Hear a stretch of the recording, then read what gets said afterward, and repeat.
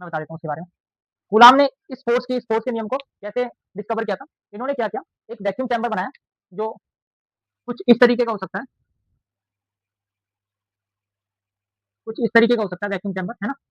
तो ये vacuum chamber था, जो कूलाम ने डिज़ाइन किया था। यहाँ पे एक पतली वायर लगाया, जो कि रोटेट हो सकता था, है ना? बाँधा ऊपर, इससे एक रॉड बाँधी, लाइट रॉड बाँधी इससे, एक बिंदु आवेश इसके यहाँ पे लगाया और एक बिंदु आवेश इसके यहाँ पे लगाया। बिंदु आवेश कैसे थे?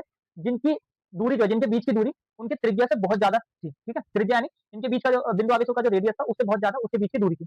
और दूसरा आवेश जो है एक अलग से यहाँ पे, ये थोड़ा-सा ऊँचा कर लेते हैं, इस तरीके से, हाँ? एक बिंदु आवेश यहाँ पे था, ठीक है? इन दोनों को चार्ज दिया गया और जब इस बिंदु आवेश के पास लाया गया, तो उसने क्या मेज़र किया? ये बिंदु आवेश दूर भगा रहे हैं। जब ये समान चार्ज के होते हैं, यानी दोनों पॉजिटिव होते हैं, तो एक दूसरे को दूर भगाते हैं। दूर भगाते हैं तो क्या होता है? ये रोटेट होता है। ये इस तरीके का मानो टंगा हुआ है, ठीक है? इस तरीके से टंगा हुआ है, ये बिंदु आवेश है। जब यहाँ पे एक बिंदु आवेश है, एक बिंदु आवेश ये है। तो जब समान बिंदु आवेश होता है, तो एक दूसरे को ऐसे दूर भगाता है। क्या करता है? दूर भगाता है। जब ये दूर भगा रहा है, तो ये कितने एंगल से यहाँ पे रोटेट हो रहा है।